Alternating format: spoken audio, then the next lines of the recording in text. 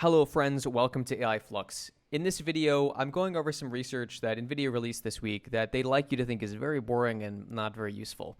However, I think there are some very interesting implications with this, and fortunately, I'm not the only one who thinks this. Metaphysic.ai also has an incredible write-up and breakdown of this subject matter. So what is Metaphysic AI and why do I like them as a source so much? Metaphysic AI is a company that makes generative content tools that leverage AI like Stable Diffusion and a whole host of other platforms.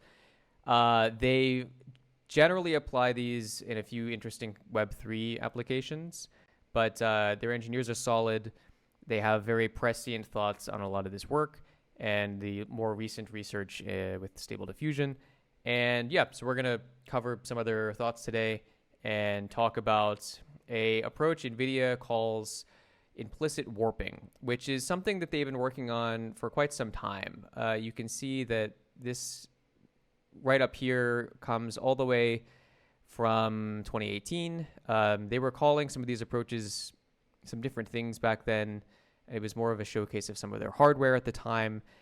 But yeah, they've been working on this for a while. And the core focus of this work is generating videos from a very limited set of frames in a video. So in this case, it's copying the motion from 2 frames selected from a video.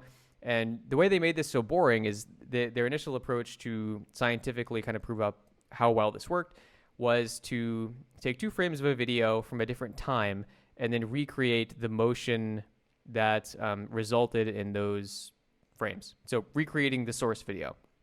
And the funny thing with this is the better you are at that, the more boring and benign the results of this sound. But this is actually something that's been pretty difficult to figure out. So anyone who's tried to make a deepfake or knows much about how deepfakes work, you'll know that in 2018, this was a really breathtakingly novel thing that worked for the first time. And it was the first time you could make deepfakes on like a consumer GPU, and it was a very groundbreaking idea at the time. However, there were some limitations. You generally needed either a lot of source material from both your primary source and then the secondary source you wanted to fake. Getting the audio right was pretty hard. And there were 2 subsets of these models. Models that would favor video and that could recreate small, limited frames of video. So by limited, I just mean you get maybe a torso, maybe limited motion, and at the very least, or at the most, you'd be able to model and parody and copy the motion of the source material. You couldn't infer motion. The second was an approach like you'd see here that could take a single frame but was limited to sort of a rotoscoping view of just the face and was susceptible to distortion, since these models really worked by just warping a single image to look a certain way or to elicit a certain expression, and otherwise was pretty limited. So the challenge here has changed with latent diffusion image synthesis methods and tools like Stable Diffusion.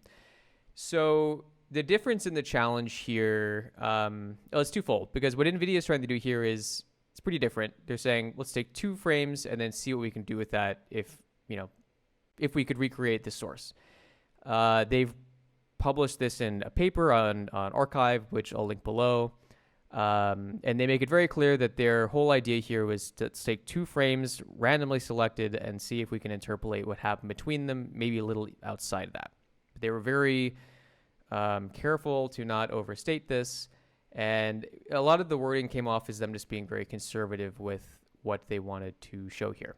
So EBSynth is mentioned here. Important thing to note here is EBSynth is not an AI tool. This is a tool that previously, if you watched like the History Channel and you saw times where you could map a motion into a still image, basically looking at keyframes on like a torso or a face. This is a tool that was pretty popular, and the challenge or the rough approach that these new models with implicit warping take and with Stable Diffusion take, if you've seen early animations with Stable Diffusion before, full-on video was pretty common as it is now, which is crazy because a lot of that stuff came out, 2 weeks ago. But the key is that most of what it's doing is interpolating between frames. So, which is oddly pretty similar to how animation worked in the 60s and before we had anything digital. So it's interpolating between two frames, and in certain cases, removing and substituting frames that have been generated. But in most cases, just filling in frames in between and being really good at that based on a prior reference. And the key is what we can get out of the limited references that we do have. And the linchpin of what NVIDIA figured out here is prior, with like older methods of doing this, you were kind of building a huge corpus of features derived from a frame and then trying to meld those and combine those to get what you wanted. So that process it would deteriorate over time. It wouldn't actually improve with more entropy. And what's interesting with implicit warping is the more you do it, and since the ability to substitute is much greater, it's much better. And most importantly, the accuracy improves in a linear fashion, which is pretty crazy when you think about it. So this is a demo here. So you can see we have two frames here. The source or the driving video and what's generated are freakishly similar. And as a result, you can see that motion mapping to a driving video that is not the actual source, that is not the video the frames are extracted from, is novel and works right out of the box. This approach at a high level, without getting too technical, it's a means of combining some of the generative synthesis you can do with Stable Diffusion. If you've ever used image to image and seen how crazy and accurate those transitions can be, it's like that.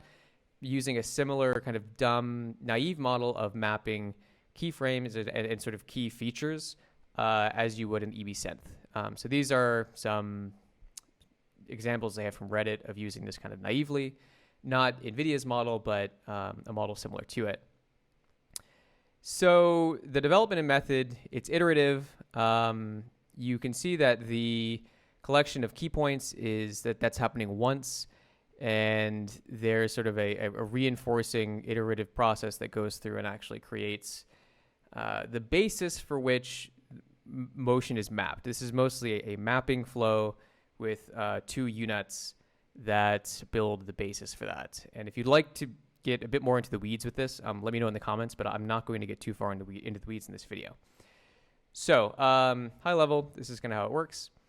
And yeah, the resolution's still quite low, but there's no reason that you wouldn't be able to turn that up a bit. Because in this case, they wanted the model to be pretty fast so that they could prove up their results with a little bit less number crunching. So where this gets interesting and kind of diverges from the technical stuff is clearly NVIDIA wanted to obfuscate some of this. And I have to be honest, they represented a lot of this initial research in a very, very dull way. So it gets really interesting when you get to the end of their article or their paper and they say, well, while it is key most similar to the query in the given set of keys, it may not be similar enough to produce a good output. So they're saying, well, it might kind of not be good, which is a funny way of saying we ended up with something really good and we're not sure if it's that good. For example, suppose the source image has a face with the lips closed while the driving image has one with the lips open and teeth exposed. So they start sort of passing off how, it's pretty limited. We haven't tried a few things. And then go on to show a mapping where it completely works. So that's a little bit interesting. And then the data is very impressive. The accuracy of implicit warping compared to prior models is, without a doubt, groundbreaking. Okay. So when it gets interesting is they mentioned this sort of, and this plays into what is really possible with this. So they mentioned this thing called societal impact. So we've seen this called a number of different things. This has been called AI safety. It's been called AI efficacy. And they mentioned a number of things here, and some of these are meant to sort of misdirect, and other times they're meant to downplay and sort of give a willing denial that they wanted to do anything nefarious with this, or that they didn't intend for an end user to do something nefarious with this.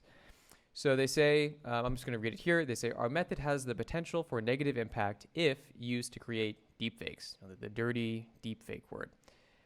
The use of cross-identity transfer and speech synthesis, which granted, this paper doesn't even mention, and it's not even a focus of this paper, a malicious actor can create fake videos of a person, resulting in identity theft or dissemination of fake news. There's the dirty, scary fake news.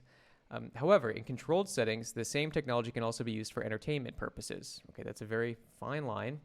Our method can be used in low bandwidth video compression in the same identity video reconstruction setting.